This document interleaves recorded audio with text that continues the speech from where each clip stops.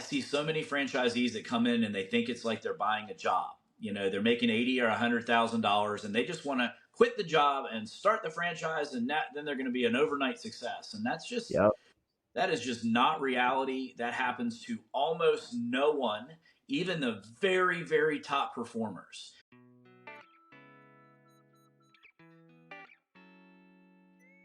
Yo, this is the Streetwise Podcast. I'm your host, Matthew McReynolds. I'm a franchise consultant, a multi-brand franchise owner, a father, a husband, a fitness enthusiast, and it is my mission to help you get off of zero and join the rest of us in achieving your dreams. Get your popcorn ready, buckle up, let's go.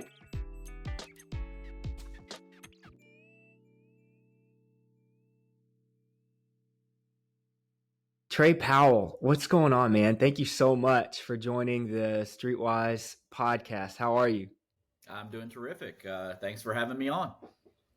Yeah, no doubt. The audience, the listener, is going to get a lot of value from you. I'm excited to be able to just have you share this platform with me, man. You've been a inspiration, and I like to use the term mentor from afar, because even though we haven't had too many one-on-one conversations, I get to see you, I get to see what you're building, and it's been a huge motivation for my team and I. So all the kudos and all the roses to you. I appreciate that.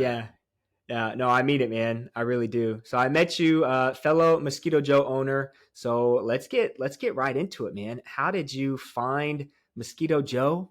Why the heck did you pick that brand? There's 5,000 franchise brands out there. What drew your mind to the Mosquito Joe?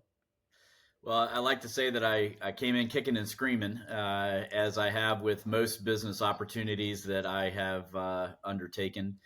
I spent about a year looking at different franchises, and I couldn't find anything that really, inspired me enough to really pull the trigger.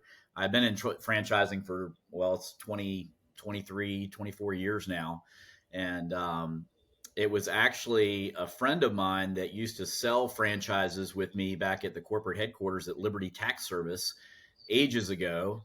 And so I knew her, and she found out that I was looking for franchises. And so she called me. She was working for this little startup company, Mosquito Joe. And I had heard of it because there were other Liberty Tax franchisees that had already kind of made the leap. And so I literally told her, I was like, Jody, I said, thanks, but no thanks. I said, I just don't think I can get excited about pest control. But if you can kill some bugs, I was like, come on over, because I got a million of them. We had just built a house on the lake, and we didn't really have mosquito problem, but we had midge flies. And if you're familiar with midge flies, they breed in lakes, and they're attracted to light. And not knowing any better, we left all of our lights on, inside, outside, everything. And these bugs just covered our house. I mean, all the windows and doors would be covered. It was kind of freaking out. Don't open the door at night, or if you open, come in really quick and shut the door, because you would get them inside. And they didn't bite, but they were just super annoying and very messy.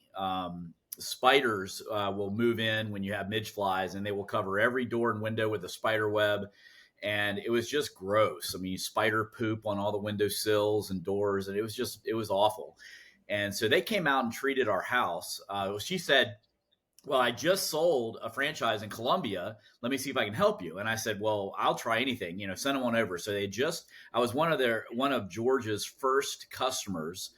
He had bought the franchise in Colombia. I lived in Colombia at the time. And, they came over and treated our house, and I just couldn't believe how well it worked. I mean, when you have millions of bugs, and then suddenly they're all millions of bugs that are dead, we were sweeping these things into piles. And wow. I was so happy, and the spiders were dead, and they were in the piles. And I was like, oh my God, like, why did I not know about this before? Everybody I know that lives on the lake has spider problems and midge flies, and it's just a kind of welcome to the lake, scenario. And within a week, I had 4 of my neighbors signed up and treating with Mosquito Joe. And so I called her at the end of the week, and I said, all right, you got me. I was like, tell me about this franchise. I was like, first of all, why didn't I know about this? People need to know about this. Like, this is incredible. I've already signed up 4 people. And she laughed and she says, well, it's kind of new. And I mean, if you think about 10 years ago, nobody was treating yards for flying insects. It was a new industry. It didn't really exist. And within 30 days, I was in Virginia Beach, and I bought my first territory, and the rest is history, I guess. Oh, well, that's really cool. So from not knowing anything about it to raving fan and huge, supporting customer to immediately like, okay, I got to get my hands on this thing. So you've expanded quite a bit. Did you just go in for the one territory, or did you start out coming in hot with multiple locations? Well, I was living in Columbia, South Carolina at the time, and Columbia is made up of 2 counties. You basically have Richland County, which is real Columbia proper, and then you have Lexington County, and he owned Columbia. So Lexington was available, but I saw this as a great opportunity and said, man, I want to get in and I want to go big. And so I literally tried to buy, I was going to move to Charlotte or Atlanta or to DC or some major metro area where I could get 4 or 5 locations or four or five franchise territories together and, scale this thing really big. Well, by the time I got to Virginia Beach, it was all sold. Like, there was almost nothing Oh, left in wow. any of those major metro areas. And I was like, golly, man. And so we looked at some other different areas around North Carolina, and we finally just said, you know what? Let's just get started. We want to move to the other side of town anyway for the schools. And so we bought Lexington, just one territory. And I've been in franchising long enough to know that if you wait around long enough, opportunity will present itself. Franchisees will sell and you can get whatever you want. Well, it really turned out to be a super big blessing because most of the franchise owners that own lots and lots of territories, they don't do nearly as much as the ones that are really good that have 1 or 2 territories, and they're narrow and deep. And so we just took off like crazy. I started marketing like crazy. I've been building small businesses for pretty much my entire life. So I knew what I needed to do to get the phone to ring. I still had another income from my other business. So we just invested every dollar that company made back into advertising to try and scale the business and build that customer list as fast as we can. And, my goal was to get 500 new clients that first year. And we hit that literally by the 4th of July. I remember the 4th of Wow. July, we had a party. We had our little red thermometer on the wall, counting the customers every day as we got them coming in. And I was spending all of my time doing business development. I hired a person to answer the phone. I hired people to go out and spray the yards. I got them trained, and then I spent every minute at chamber events, home shows, anywhere and everywhere, networking groups, whatever I could get in front of to just tell people about this incredible new service, Mosquito Joe, and how we could help them. And it worked. I mean, by the end of the season, I think we finished that season at 928 new customers. Holy cow. We had 3 vehicles. I started with one. A month later, I got a second. A month later, I got a third. We finished with 3 vehicles. And the next season, we just did it all over again. And we added a 4th vehicle. As you probably know, you're a lot more efficient in your second year as you are in your first. True. And we just took off like gangbusters. We did, I think, 157,000 the first year. Then we grew to 416, then 601. And this is all in one territory. And then we did 776 by year 4. And that's when I decided to expand. And by that time, I mean, literally almost everything was getting sold as far as territory. So the closest available territory that I could expand to was Augusta, Georgia, which is a different state, but it's only an hour away. And it's all interstate. So that territory was very similar in size and income and climate and everything that we had. We had the same mosquitoes. And, so we opened there. And now we're working on season number 9 in Lexington here, and this is our 5th season in Augusta. And so That's amazing.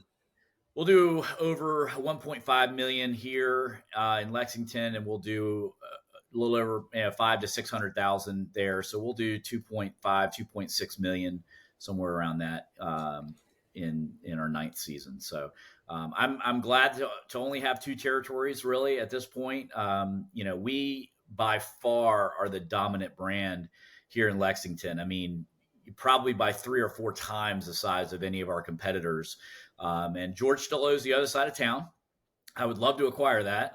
That would, put me in a really nice, tight area with two really strong territories. He does a great job over there, and it's been great. I mean, Mosquito Squad was open here for years before we opened, and we literally passed him in less than 6 months, and had never looked back. They still have, I don't know, roughly 5 or 6 vehicles, and between George and I, because he has all of Columbia, I don't know how many total we have, probably 18 vehicles. Wow. Between the two of you guys. Between the two of us. And Okay. so we are definitely the dominant brand, by far. And I really like that. I'd much rather be narrow and deep and just kind of own the town and be the dominant player that everybody sees, everybody goes to, and everyone uses and talks about, than be sprinkled all about with the, infinitely more expenses and things being wide. So, we may continue to expand. I mean, if Columbia ever came available, I would definitely jump on that. We've kind of figured out the, running that second territory somewhat absentee. We're not there. I have an office there, but nobody works out of it. It's just a place to park the vehicles. And, so I've got 3-4 vehicles down there now, and a great crew, that take care of our customers, and we handle all of the calls and all the business and office stuff here, in Lexington. Oh, that was amazing. You just ran through like my first 3 or 4 follow-up questions about how you guys are building that thing. That was great, man. I am curious. So you don't have you have the space.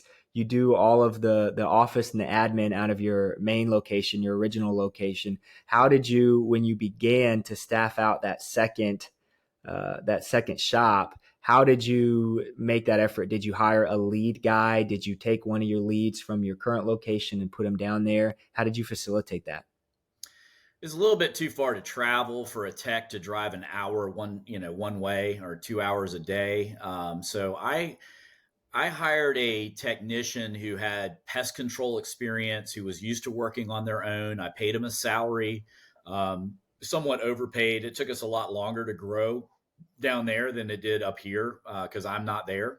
I did go down 2 or 3 days a week when we first started, and then it became 2 days a week, and then one day a week. And he's great. He's still with us today, 5 years later, and loves pest control and loves what we do, and loved to, been a big help in helping me to grow. And he's kind of our head technician down there. And he does still treat, anywhere from 8 to 15 yards a day. But he also helps manage and bring on and train all of our new technicians, and manages that area for us, really from a field operations type, standpoint.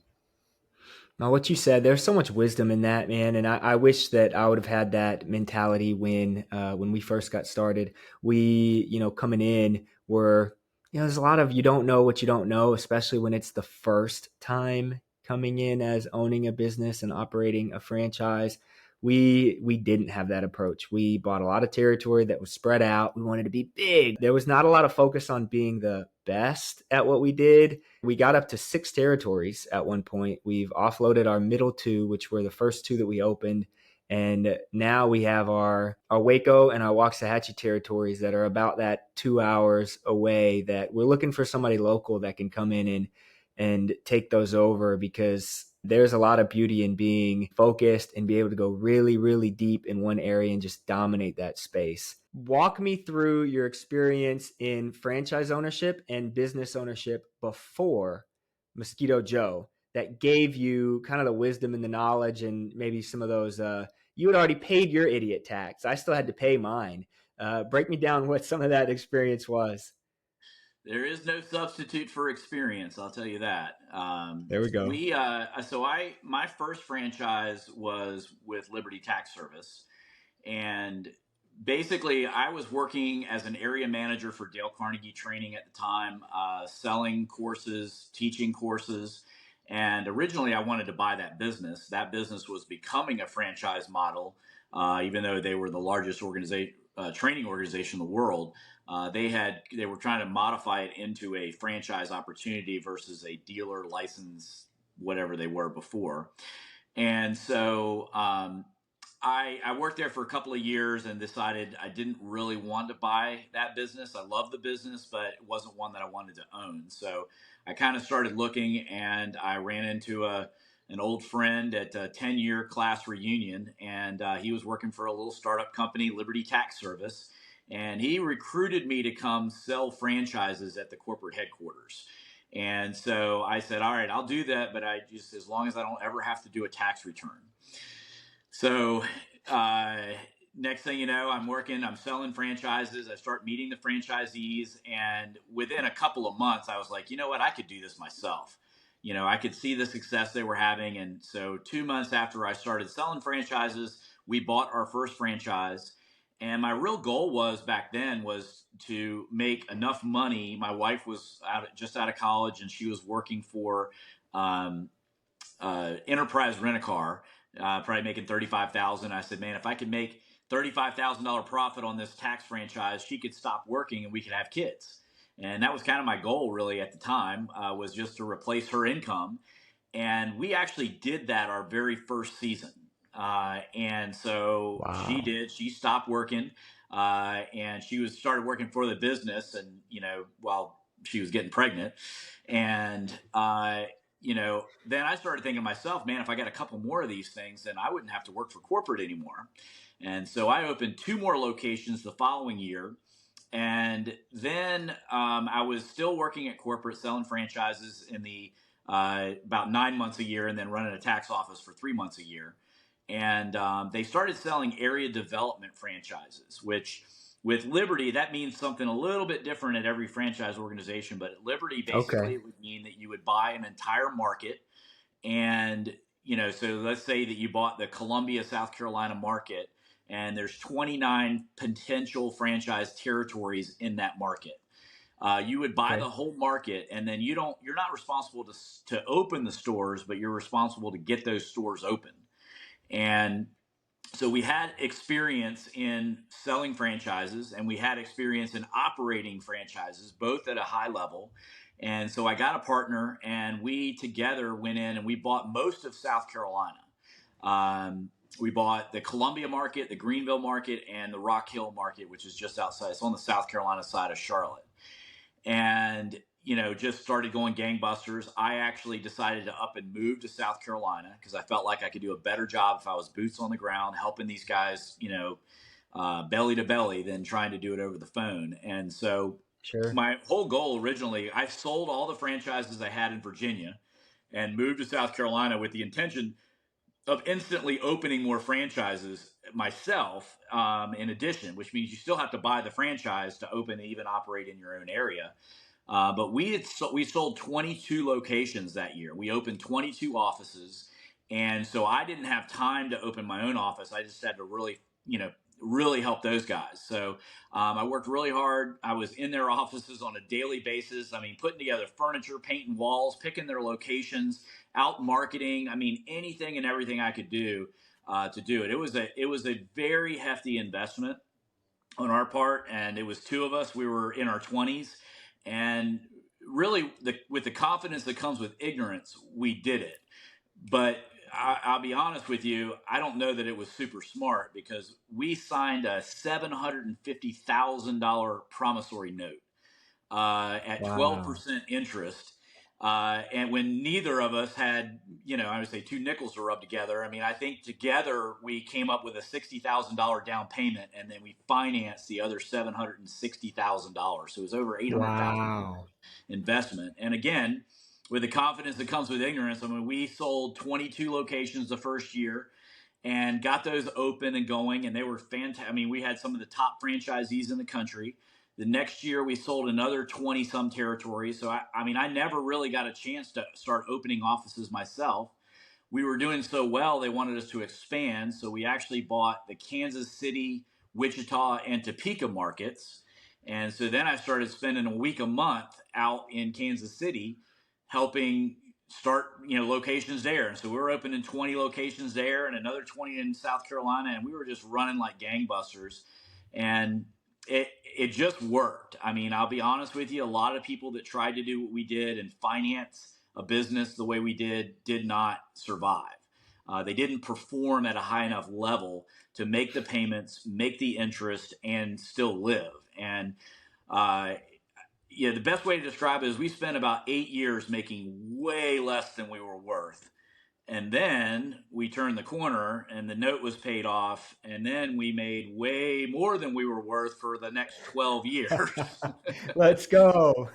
So, Okay. I mean, they really, that strategy from a corporate franchisor perspective is you really want to buy those area developers out. Like you want to get them out there when they have skin in the game, boots on the ground, get all the locations open, and then buy it back because they have they're basically got your revenue stream because you're sharing the royalties with them, sharing the Yeah. franchise fees with them.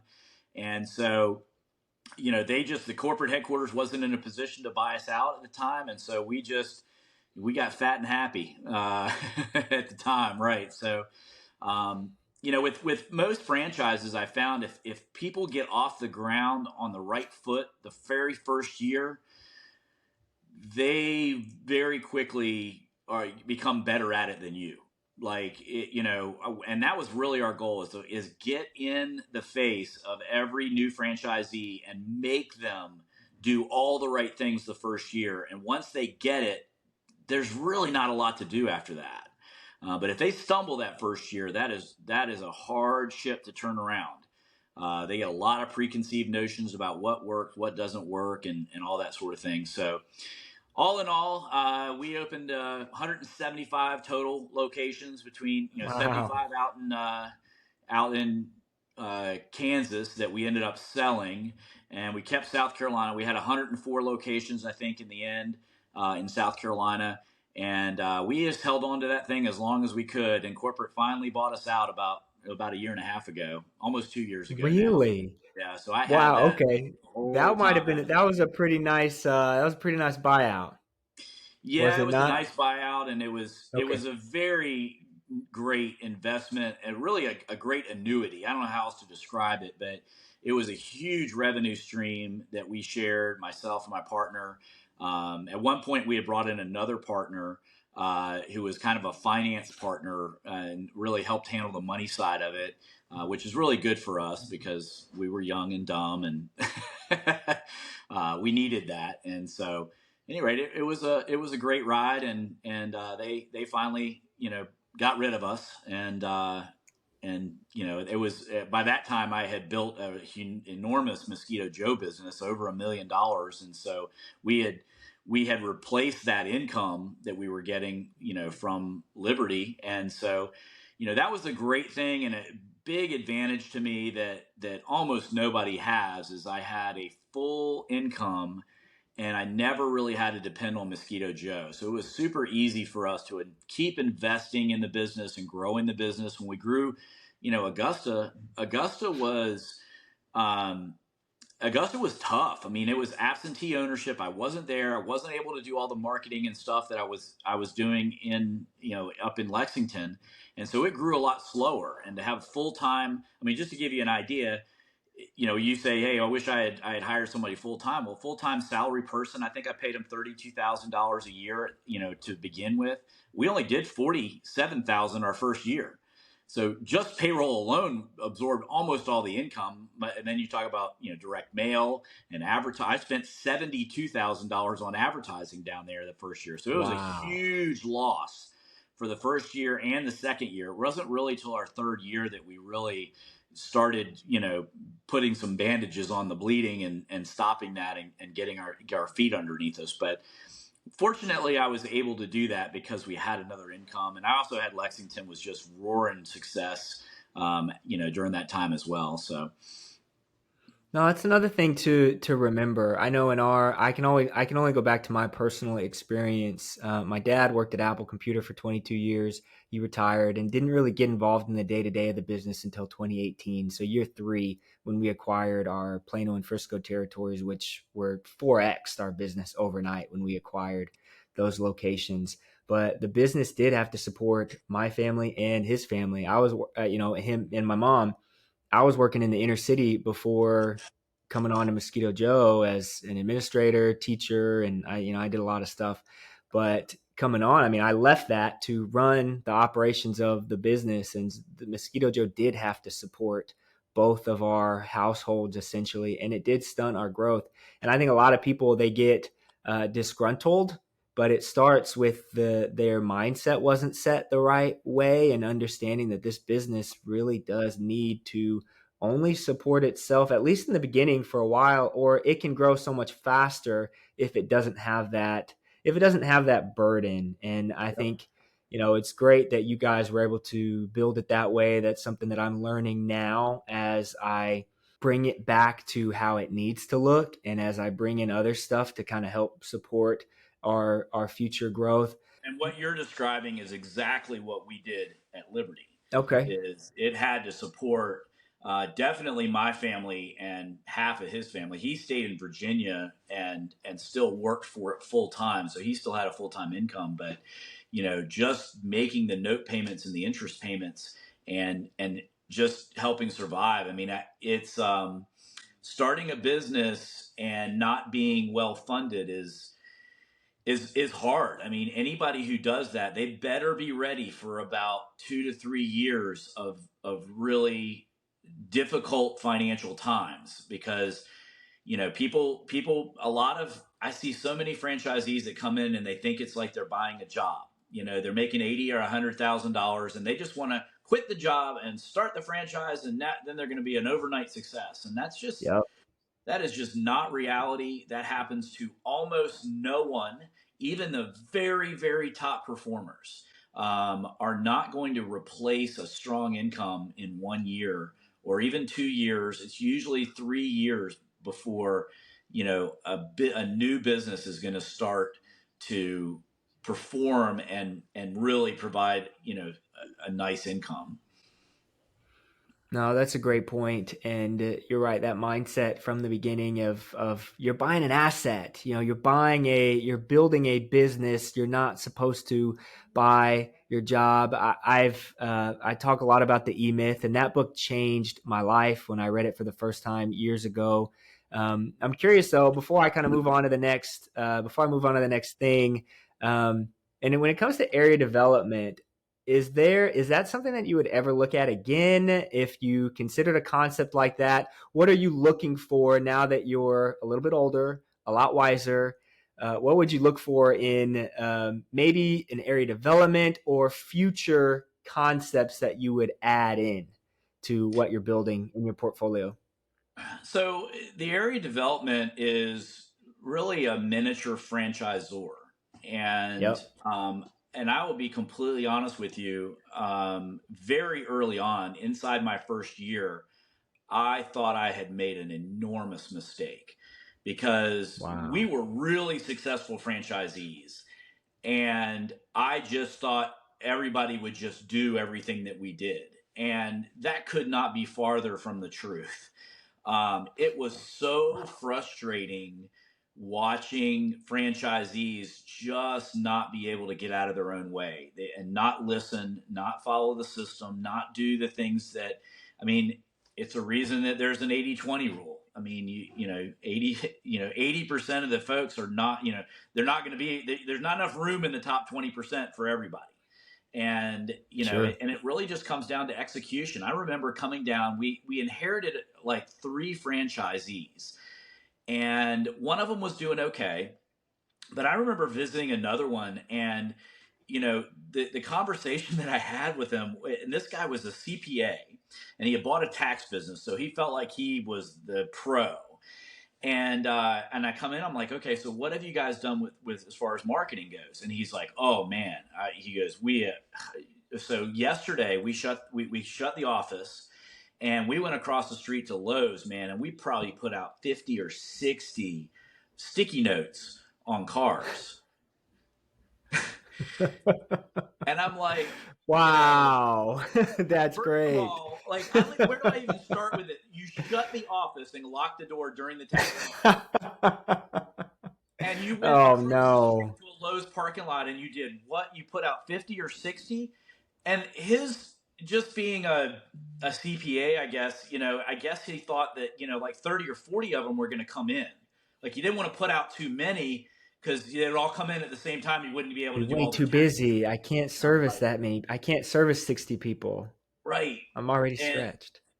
I mean, it was that sort of thing would happen so often, that I would literally have to show up and drag these folks out of their location, made sure that they kept the doors open. There was somebody there to do it, and go out and show them how to market. Show them how to introduce themselves to all the local businesses around them within 2 miles. And it was that sort of hands-on, like, dragging them around to make them do and show them what they need to be doing every day. That really kind of made us successful, with helping those Liberty franchisees. But I'll tell you, when, I know this is kind of a hot topic, and, with Mosquito Joe, but Mosquito Joe has a very unique thing. I'd never seen it before in franchising, where they required the franchisee, every single territory had to spend a minimum of $30,000 on direct mail. If Yep. they do nothing else, and I can tell you, just having brought in almost 200 franchisees and working with them, most of them, if left to their own accord, would spend $0 on advertising. I've watched guys spend 10 grand putting a mural on their office, buying super expensive furniture, just decking out their office. But when it came to buying spending $1,200 on Valpak, they just wouldn't do it. And I'm like, it just aggravated me to no end that they wouldn't invest. I'm like, why do you need such a nice office? There's nobody here to see it. There's Yeah. nobody coming Nobody's in. coming in here. Right. And so what's more important? It's far more important that you have customers coming in the door than you have a fancy office. And, I saw a gal do $500,000 in tax returns in 3 months in her very first operation. And she had posters pinned to the walls, weren't even framed. They were doing tax returns on folding chairs and folding tables. They didn't even have desks or anything. She spent nothing on that, spent everything on marketing, all of her time on marketing, and she killed it. And Wow. it's having that marketing mindset, I think, is something that's super, super important. It's definitely helped me to understand what's important and what's not, and where should you put the majority of your effort needs to be in customer development. That's a great point. I think when I think about marketing, it's one of those things that, in the habits of highly effective people, it talks about the quadrants, and you have things that are important, you have things that are urgent, and marketing tends to fall into that quadrant 3. So it's not urgent to most people. They don't think it's urgent, but it's extremely important. But because it's not urgent, oh, I'm just going to save some money on this side, and I'm just not going to do it. I'll go out and I'll just kind of do my thing, service my customers, and then they get caught not getting an inflow, and now they're stuck because it takes time to build up that marketing base and to build in, the lead flow and all that. And if you're not doing that at a high level on a consistent basis, you're really screwing yourself. Man, no, it's good. And that kind of takes me to my next point. You've had a lot of experience and a lot of growth just based on your story thus far. I'll never forget my first convention for Mosquito Joe. They had you up there, and you were in maybe a year or two before me, and you had just won like the Maverick award, or you were classified as a Maverick, and they had you up on stage and you were talking, and I was like, oh man, this guy is doing his thing, man. I want to build my business like that. And I just had like this, I put you on this pedestal in my mind. And I think that afternoon after some of the classes, I I saw you in an elevator. I think you came in, I was in there. We only two on the elevator, and I was just shocked. Like I was so awkward. I didn't know what to say. And I was like, oh man, here he is. I missed my chance. And then I was kicking myself. And there's been instances in my life where that's happened. And I've made an effort since then. I will always shoot my shot now. I will not be shy. I will seek out the mentorship because I need it desperately. So I'm curious, has there been any mentorship in your life, any coaching, any person that's been significant to you that's kind of guided you along the way?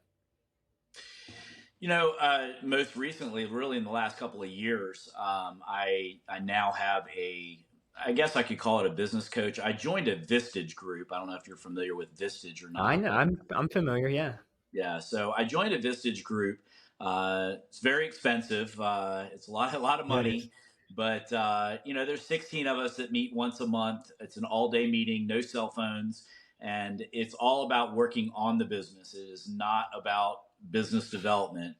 And then outside of that, I get a one-on-one coaching session for about 90 minutes with the leader of our Vistage group, and I have a great chair of our Vistage group, and that group has helped me really take my business to a different level.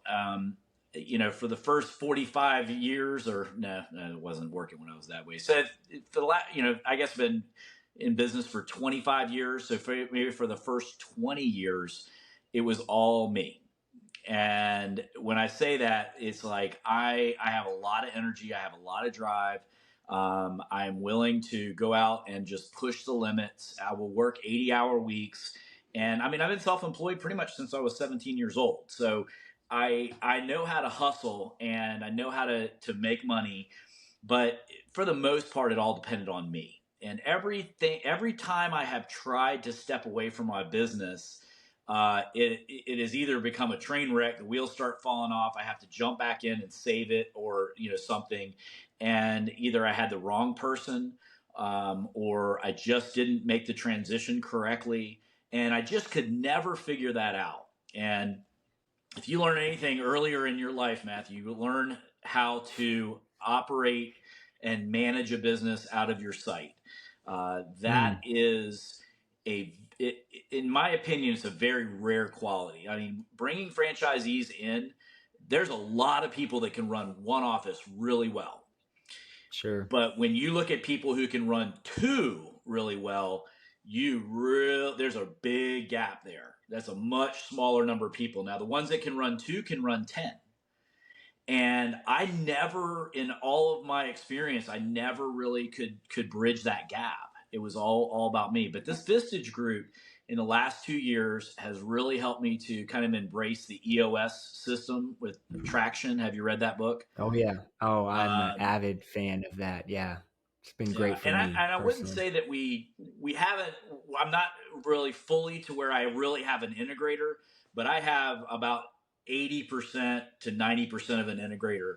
And in the last 2 seasons, I've been able to step back from the business. This business is still growing double digits, and man, to be honest, it's almost like retirement. Like I don't know what to do with myself because I'm working. I'm not in the office at all. I don't even have an office there anymore. We had an intern come in. They needed an office. I was like, well, I'll move out. And so I moved myself to home, which was terrifying. I just wanted to be in control and be there if anything happened and whatever. And we got the right person in place. It was about it was a full year transition before I really fully stepped away. But now this year, I mean, like I said, I mean, maybe 5 hours a week, 10 hours a week. I mean, a lot of it is I still go to chamber events and I do stuff Yeah. like that I like to do. I do place all of the marketing and I handle the finances. But outside Okay. of that, I mean, it's just not a lot to do. And man, the freedom that I have now is fantastic. And I've, I've, I've really, for the first time ever, started to do that successfully. And I could not have done that without my Vistage group and the Vistage coach. It was a big investment, but very, it helped me buy my time back. Yo, yo, yo. Thanks for listening this far. It's at this point in the episode that I want to talk about Streetwise franchising, teaching, training, building, Streetwise franchising. As a franchise consultant, it's my job, it's my absolute pleasure to be able to help aspiring entrepreneurs find, launch, and build their ideal business. If you've always wanted to start your own business, but you don't know where to start, if you want to leave that corporate job, but you're a little afraid to take the risk, I'm here to help. I've been a franchise owner for almost a decade. I've learned what it means to build a team, to run a business, to struggle. And I know, based on my experience, how to help others find the right ideal business for them. Streetwise franchising. Stay humble, stay hungry, stay streetwise. Let's get back to the episode. Yeah. Oh, and that seems to be what it's all about. And okay, so let's hang out here for a little bit. So I actually bought Traction back in 2020. I got books and books and books and books all over the place. And I used to go to Barnes and Nobles, and I would just, pick a couple. And I bought Traction back in 2020, and I kind of looked at it, I skimmed through it, and I was like, I don't know, I'm not feeling this right now. And I set it aside. And last summer, it was June 2022, we had our daughter, so our third child, and I was out of the business for about 6 weeks. So we just got out of our level 10 meeting right before we hopped on this call. We do it every week now. Rewind a year ago, I was leading the charge. I was doing everything that I possibly could to help grow and build the business. And we had the daughter, and I'm out. And if you can look at the numbers, and 2022 compared to 2021 was extremely higher in the first 6 months. But then when I was gone, that momentum died, and 2021 actually caught up, and we did better in 2021 than we did in 2022. And that was the first year that ever happened. And I was shell shocked. I mean, I couldn't believe it. I've never experienced any, because we've been growing every year. We've just been doing our thing and expanding, and that had never happened to me before. But it was during that time that I was off, and we were kind of struggling with what we were going to do with some of our territories that weren't producing. And I was doing a lot of running and a lot of reflecting. I'm just at the house all day. And I started listening to the Franchise Secrets podcast with Eric Van Horn, and he kept talking about rocket fuel and Gino Wickman. And in one of the episodes, he mentioned Traction and EOS. I was like, wait a minute, I think I have that book. And it was literally that random episode that I had listened to one morning doing my morning jog, went back, listened to Rocket Fuel first, and had this whole mental struggle of, well, am I the integrator or am I the visionary? I'm sitting as the integrator, but I kind of feel like I'm more of a visionary, going back and forth, and realize that, whoa, I'm sitting in both of these seats, but I need to be the visionary. And the fact that I'm a visionary sitting in as an integrator, I am consistently tripping the legs out from under myself and from my team and from the other potential leaders. And it's my fault that all this stuff is happening, because I'm not doing the due diligence that I need to. So we've made a lot of changes since then. We've got a general manager now, and I'm trying to reverse engineer a lot of this stuff that I wish I would have started at, from the beginning. Obviously, hindsight being 2020, it would have been a lot easier if I would have just started this way before falling into it. But I'm curious for you, as you've built up, what were some of those first steps that you took to get yourself out? You kind of told us where you are now, but what were those very first things that you had to do to replace yourself? Well, it's funny that you brought up rocket fuel, because I got the book Traction several years ago. So a couple of years before I ever implemented any of it. And the book Traction is really deep. That is the Bible for EOS. And to be honest with you, I couldn't get through it. It was too Me too. much. I couldn't do it. It It was was too heavy. much. And it was, I don't know, a year and a half, 2 years ago, somebody recommended Rocket Fuel, which is by the same author. It's on the same topic, but it is a much narrower, it's more of a 30,000 foot view of That's a great way to Traction. put it. Great Yeah, way to put it. and Yeah. it's kind of the Cliff Notes version that gives Yeah. you a lot of the stuff without all of the nuts, every single nut and bolt, And so that book really, really helped because it was so much simpler, so much easier. And so what I did is the person who I was grooming to be the integrator, we went through that book chapter by chapter for 8 to 10 weeks. I don't know how many chapters there are, but Ooh, we took that's one good. chapter a week for about 2 months, and we sat down and had about a 30-minute meeting about that book. And it was a chapter a week, so it wasn't overwhelming. But I was like, I want to get every chapter down. I want us both on the same page. And that was a great, I mean, a really strong growth period for the two of us in our relationship and understanding what our roles are. It was as good as it was for me. It was just as good for her. Like she got so much from that. And what was interesting is that I kind of I my Vistage coach thought she should be the integrator, and I said to myself, I don't know that she is. The biggest problem that she has is that she doesn't have the time availability. She's got a 4-year-old, and she's been with me for 4 years, literally since she had the kid. And so she drops the kid off at daycare, and comes in at a little before 8, and then by 5 o'clock she's got to go. Like, she is a 40-hour locked in. And to me, a true integrator has to be that person that if they're not working 80 hours a week, but if they need an 80-hour week, they do it.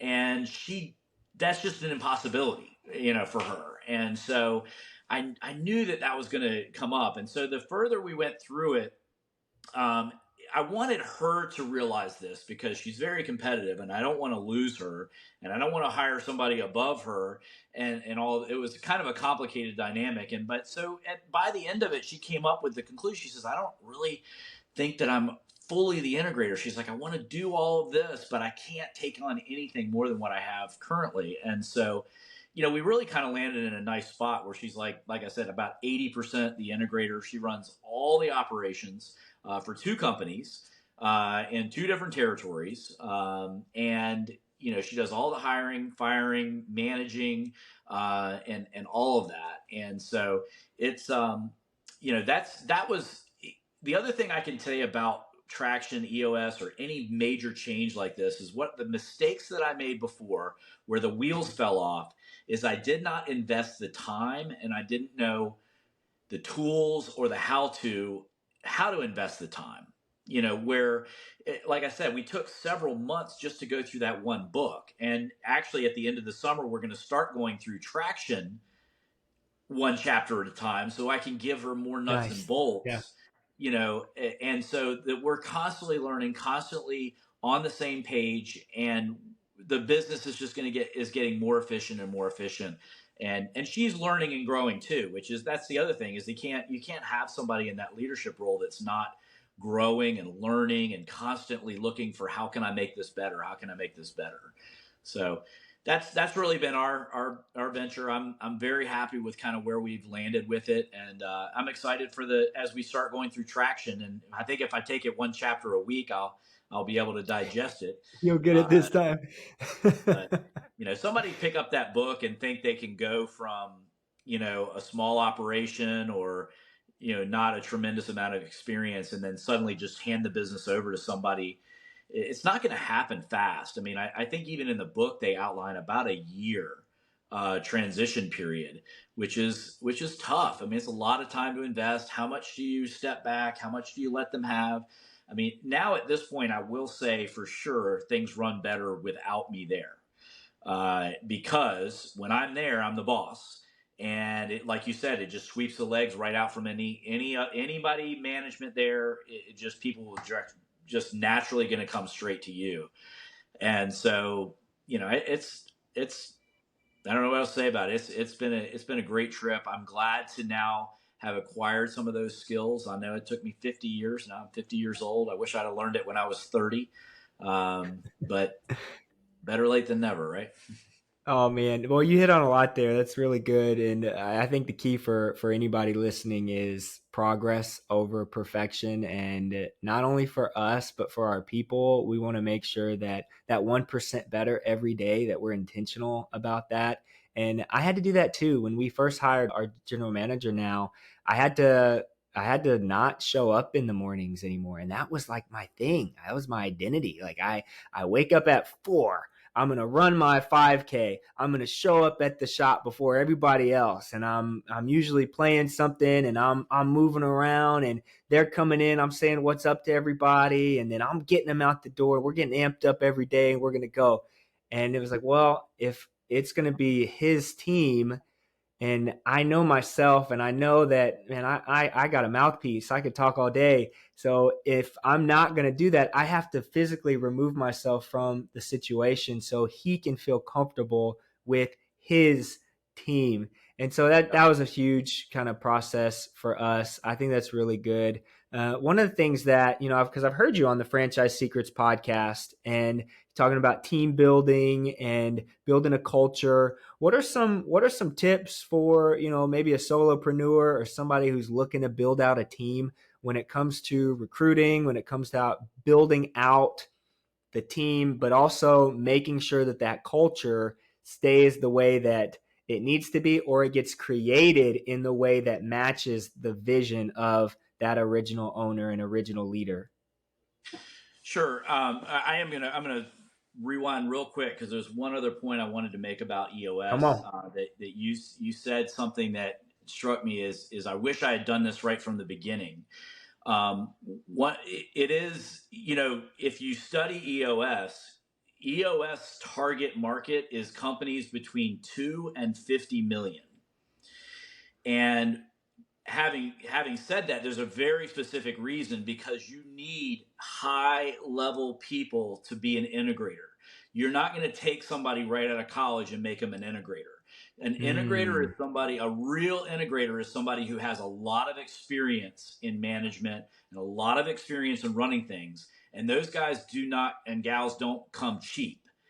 And the reason they target over 2 million is because that's when a business gets to the point where they can afford an integrator. Because a real integrator is interesting. going to be $150 to $250,000 a year person.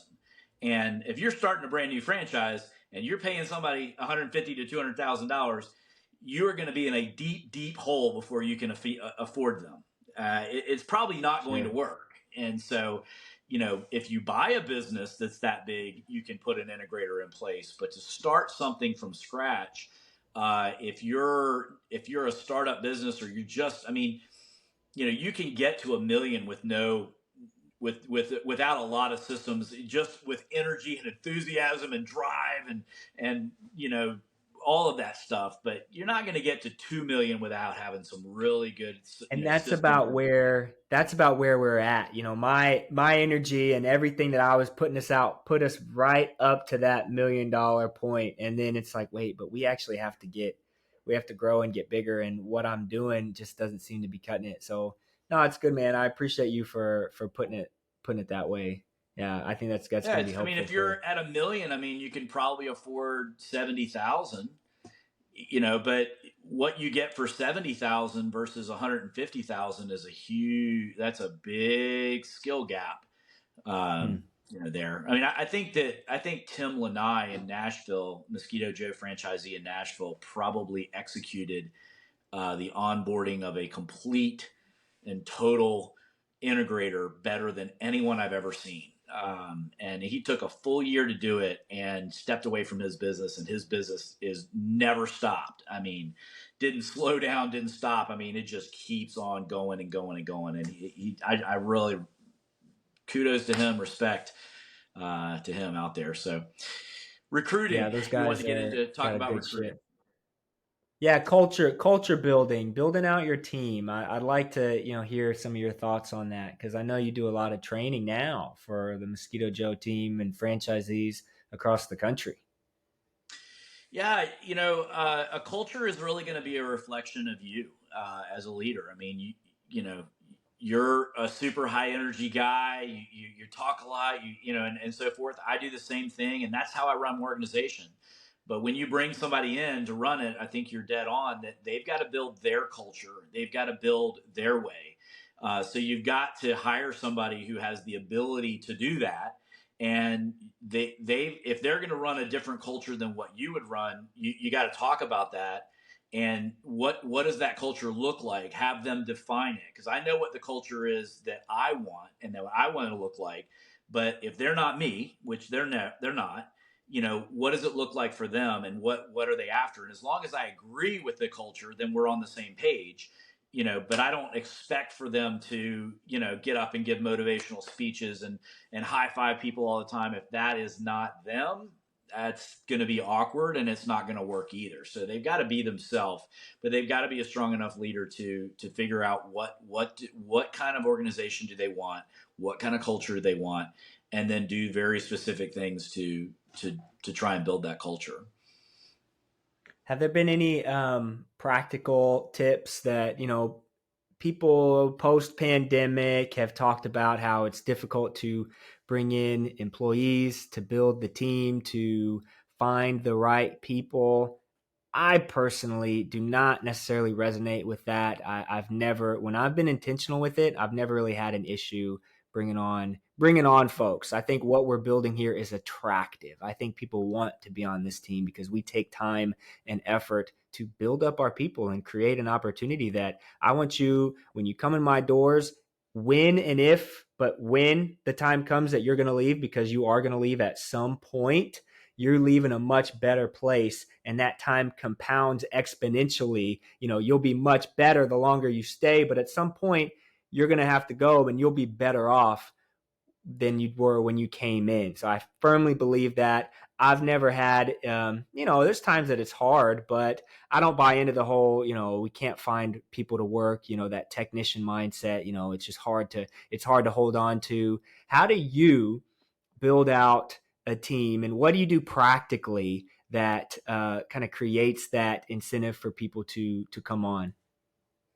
Yeah, people who say they can't find anybody to work, they suck at it. I mean, I don't know how else to say it, but most people are not good at recruiting. They're not good at interviewing. They're not good at hiring. They're not good at selling themselves and selling the job. They just go through the motions and they get what they get. And our culture starts really right from the interview, and it's a lot like dating, to be honest with you. It's there's a psychological aspect to it that is very important. You have to maintain that they need you more than you need them.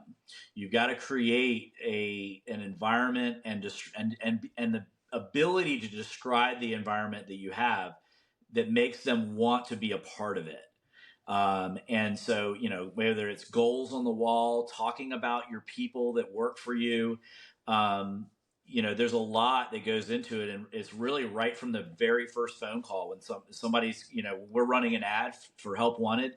I mean, I'll bet you we say it 10, 12 times through the interview process. We have a lot of people who are applying. We're only looking for one person. And I've got a stack of resumes, and so just to make, just for the efficiency of time, can I ask you a few questions so that we can help us screen through applications? Oh, yeah. So that really puts them on their heels right from the very beginning. That, wow, okay, a lot of people are applying. A lot of people want to work there. I may not get this. I better put on my best foot. So it's me interviewing them, not them interviewing me. I know that they are in some aspect, but I'm going to control that situation very, very intentionally.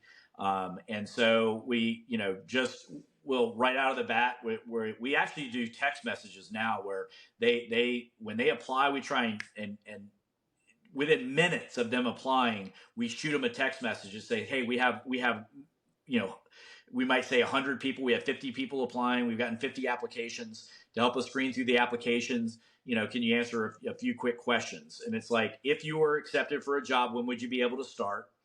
When we pull your background check, what are we going to find?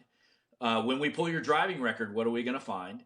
And we just start firing these questions off at them that puts them on their heels and makes them try to impress us. Now, it also helps with the weeding process because I'm not going to hire somebody with a bad background, and I'm not going to hire somebody with a bad driving record. So instantly they will stop responding if they know that the answer is bad, which helps us No weed doubt. through it. Yeah. My goal is I'll pour in as much money as it takes to get 100. I want to get 100 applications, and I try and get it in 2 days. And so that may mean $100 a day, may mean $200 a day. The only thing that's changed is the amount of money we have to spend. When the job market gets tighter, I spend more money to get those applications. But then when I hire somebody, I can literally say, "Congratulations, you're the one person out of 100 applications that we picked. Welcome aboard." And so I can say I hire the top 1 or 2%.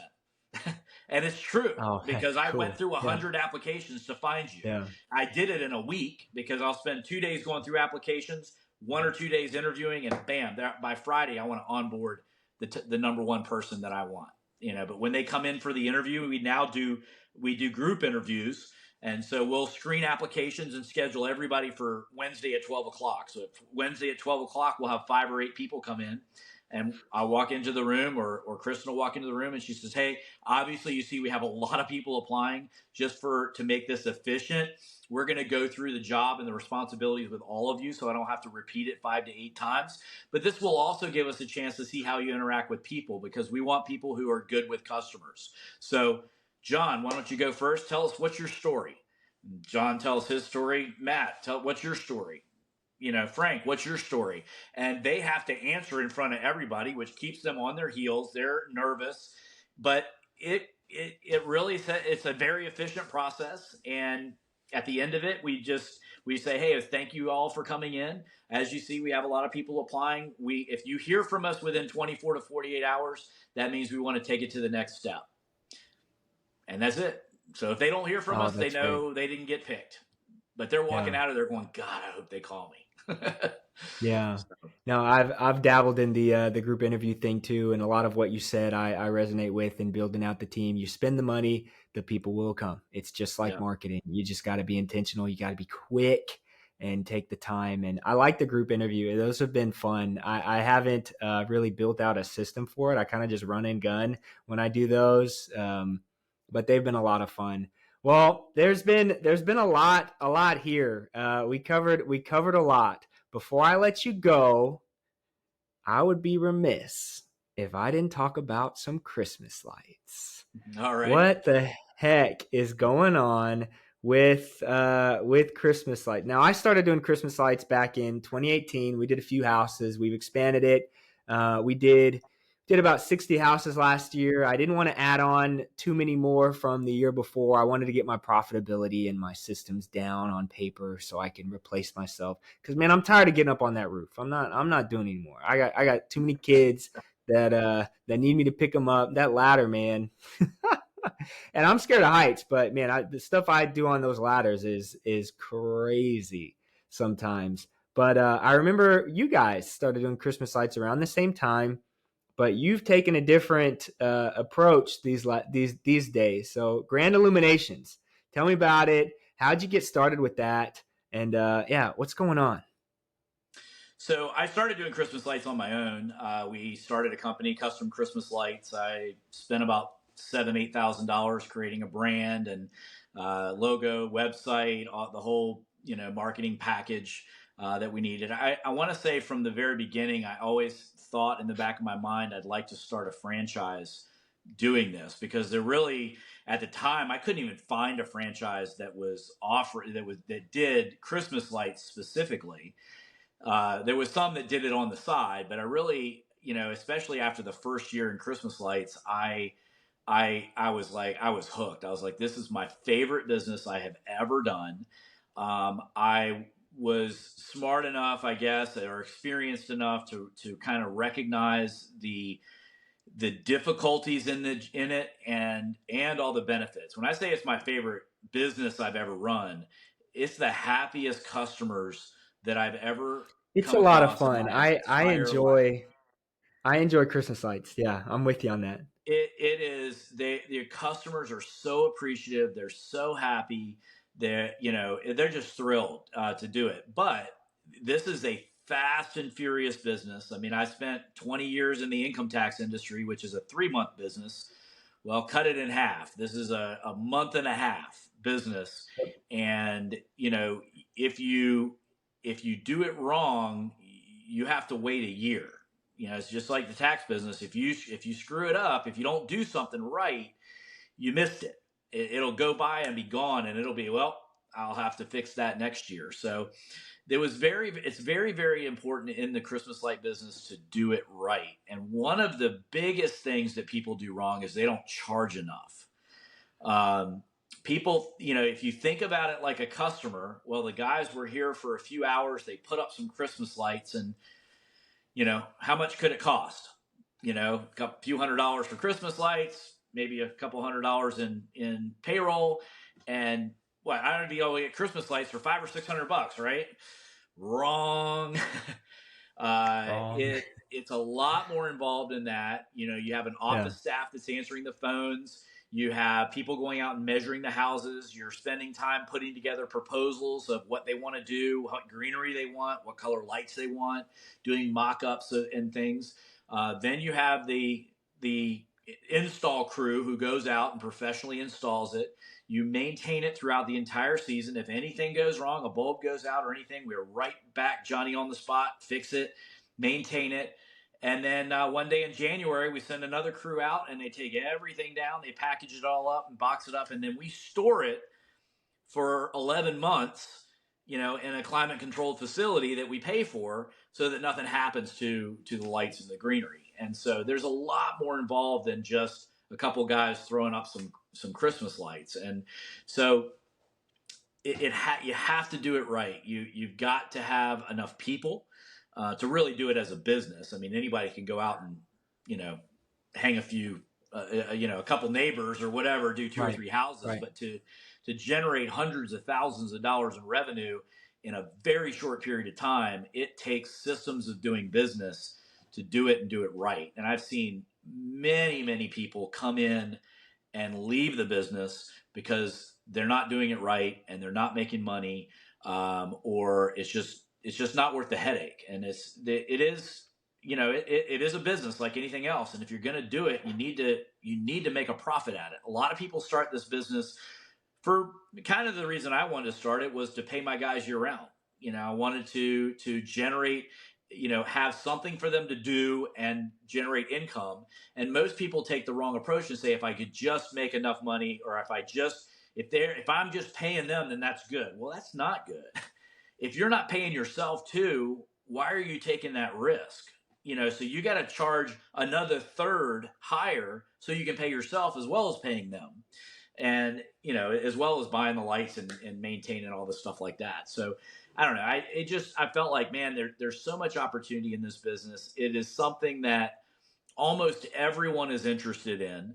I mean, we'll go and do door to door, sales with it. And you're not getting thrown off the front porch or thrown out of somebody's business when you're talking about Christmas lights. It's just something people love to talk about. You start showing them pictures, they're like, oh, that looks so cool. I remember seeing that one last year. And, it's like with businesses, we have the employees are now trying to talk the boss into doing it.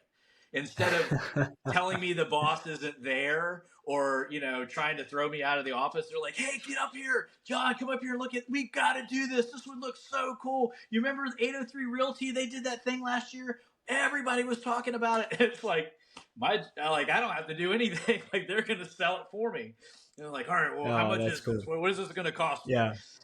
So at any rate, it's a fun business. It's something, there's no trolls on the internet that hate Christmas lights. Very true. I mean, there's trolls for everything else, but not for Christmas lights, thank goodness. So how did you spin that into Grand Illuminations? I know partnering back with the Buzz franchise team, I was just listening to an episode of Franchise Empires, and Kevin Wilson was on there with the Wolf talking about Grand Illuminations. And, I've obviously I've been following you and your social media stuff for a while. So how did that happen? How did that loop back in? So are you an investor? Are you a partner, franchisor? How does that whole thing work? Coach me Yeah, up. so I was in the process the following spring after our first year doing Christmas lights. I was in the process of creating a franchise. I first thing I figured out is I couldn't use the name because the name was too descriptive, and I couldn't trademark the name, so I was going to have to change the name. Um, I just kind of kept running into some stumbling blocks. I mean, I've been in franchising for 20 years and I've been on all sides of it. I've been a franchise salesperson. I worked for corporate. I worked in operations. I've owned franchises. I've been a franchise, I say consultant. I've consulted with franchises, run training for franchise. I mean, I've done a lot in franchising. So I knew what I was getting myself into. So I was just kind of, I would say spinning my wheels, but I was in that process of going through that, and Buzz Franchise Brands called me and they said, "Hey, want to talk to you about the Christmas light business." And my first reaction was, I don't want to create a competitor. And they said, "No, we really want to do this with you." And I was like, "Oh, thank God." Wow. Because I know what it takes to be a franchisor because I've been in the world for 25 years, and it's a lot of work and it's a lot of people and it's a heavy investment, and it's years before you really start seeing that return. I laugh at friends of mine who have one plumbing truck. They have this independent plumbing thing, and they say, "I want to make it in a franchise. I want to start franchising this so I can spend more time with my family." And I'm like, Oh no. you are like, and I've heard this from like probably 10 different businesses, and that are independent, different businesses that want to franchise what they're doing. And I'm like, that is not a bad idea, but you don't franchise something to get more time because you're going to have infinitely less time. And I hope you've got $1 million to invest to get you to where you're going to need to be, Wow. if you Yeah. know how to do it right, and you've never done this before. And so any rate, it's they call, we talk, and I was like, this is, I love that group at Buzz Franchise Brands. I mean, they were the developers and the founders of Mosquito Joe, and I just love the group that's there. I love working with them, and so we struck a deal. I'm a small investor, and I don't have to do the work. All I help do training, and I answer 1,000 phone calls during the season, but it's all the stuff that I want to do. Writing operations manuals, not interested in doing that. Creating legal documents, not interested in doing that. And in fact, I probably would have structured the deal wrong had I done it completely on my own. I am glad that Interesting. they came in. I mean, that is the pivotal point, and one of the biggest mistakes when somebody creates a franchise is they don't make the deal right. And when I say right, at the end of the day, everybody has to make money. The franchisor has to make money, and the franchisees have to make money. And if that is lopsided to either side, it doesn't work.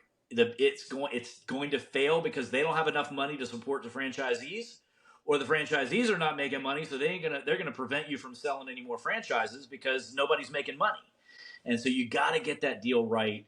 And I'm super glad to have them, as a partner. And it's, the Grand Illuminations is their business, it's not my business.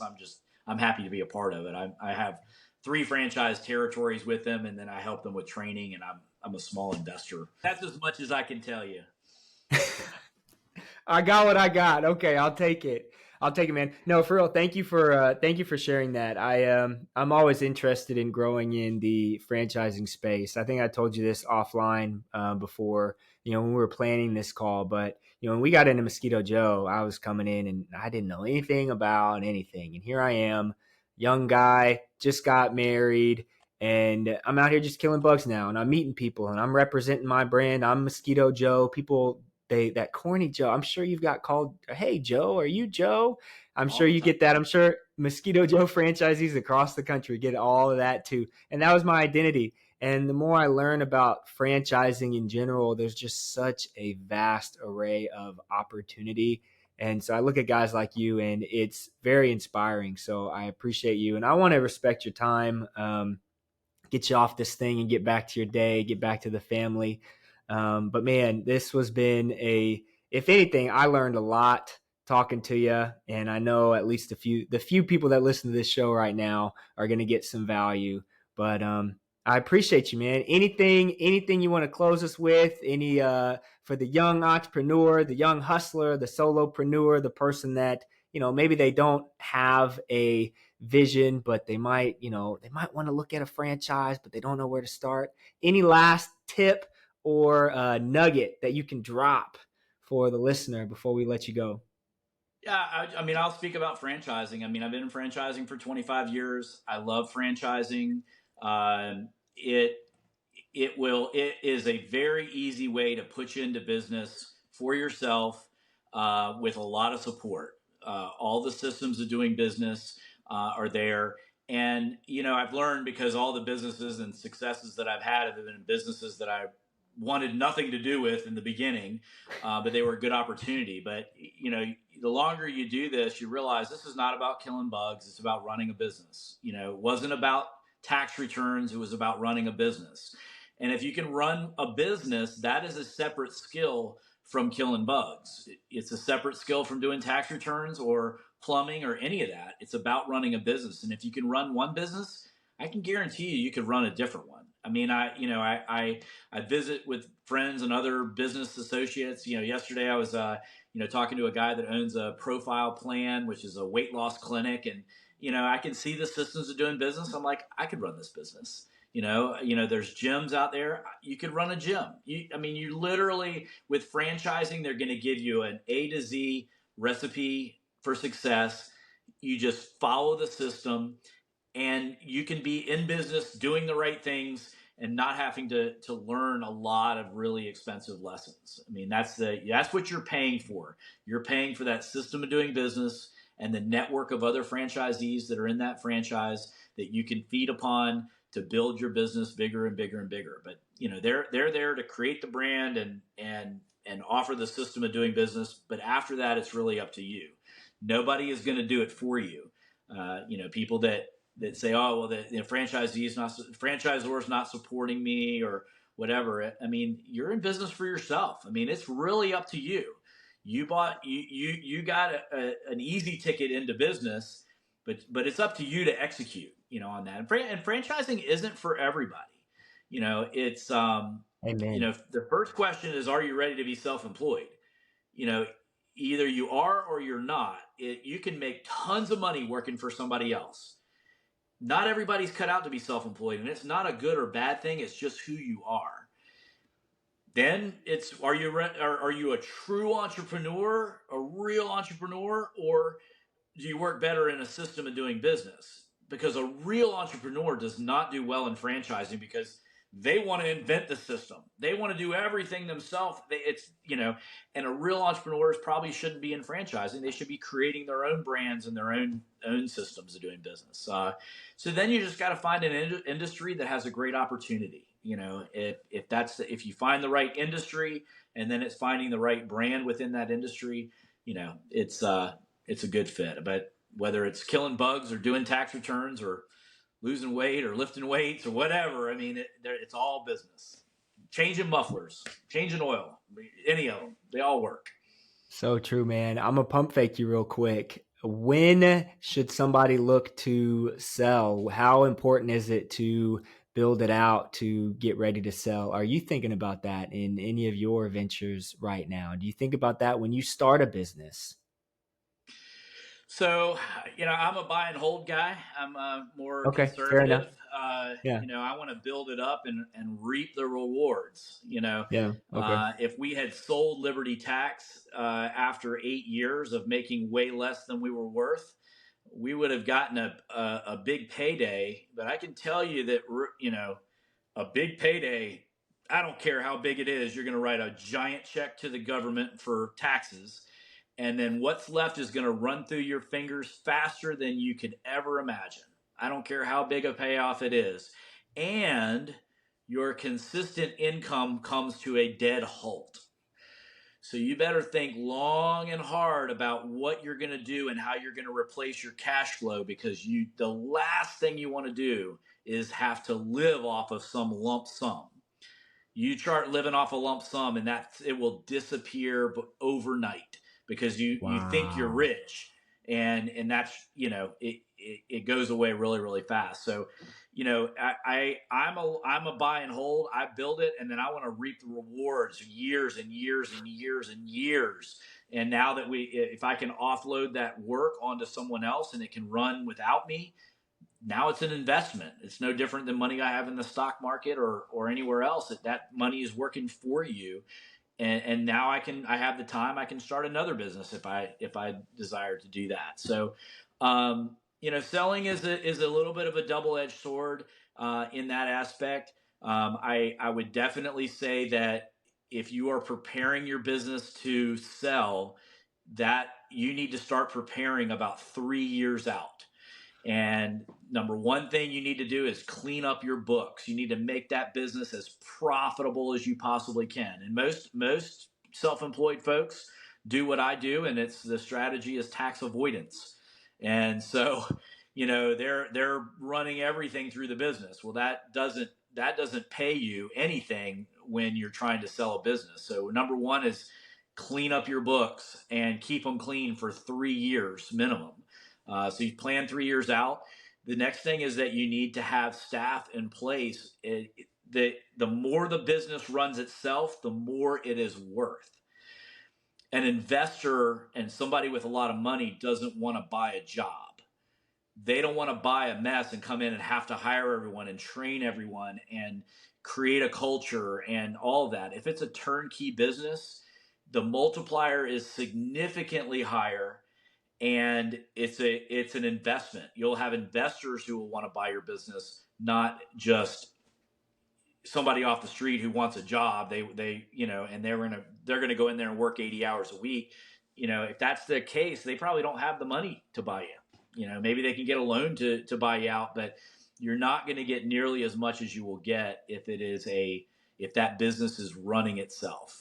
So, and it's just me and who I am and my personality. But I mean, you talk to Eric Van Horn. I know Eric very, very well. Known him for 20 years, and he's a buy and sell guy.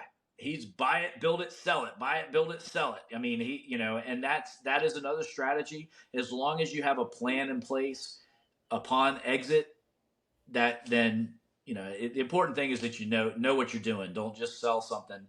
For me, I'll sell when I'm ready to retire. Or some other life event comes up. But I'm not. We built this thing to put too much blood, sweat, and tears into it to sell it off and I have that hear money be that. gone in a couple of years. And believe me, it would Yeah. be. No, I hear that, man. And no, I appreciate you saying that. It's always good for me to hear those different perspectives, especially as I've come up really just grinding this thing, but really the last 18 months is when I feel like I have grown as a true business owner, and I've stepped out of technician to manager to moving into that entrepreneurial mindset space. And so I have kind of come up in that Eric Van Horn kind of mindset of, I got to leapfrog these things. I got to stack them up. So hearing, guys like you talking about that, and I've had some other people in my ear, taking my finger off that red button, man. Just I'm flirting with it though. I'm Yeah. always thinking about what I can do to level up and grow. And it's conversations like this that it's what the show is all about. So I appreciate you so much. I'm going to let you get back to your day. To the listener, if you like this, man, Trey Powell is all over social media. Holler at him. Follow the show, like it, share it with your friends. One thing left to stay humble, stay hungry, stay streetwise. Peace.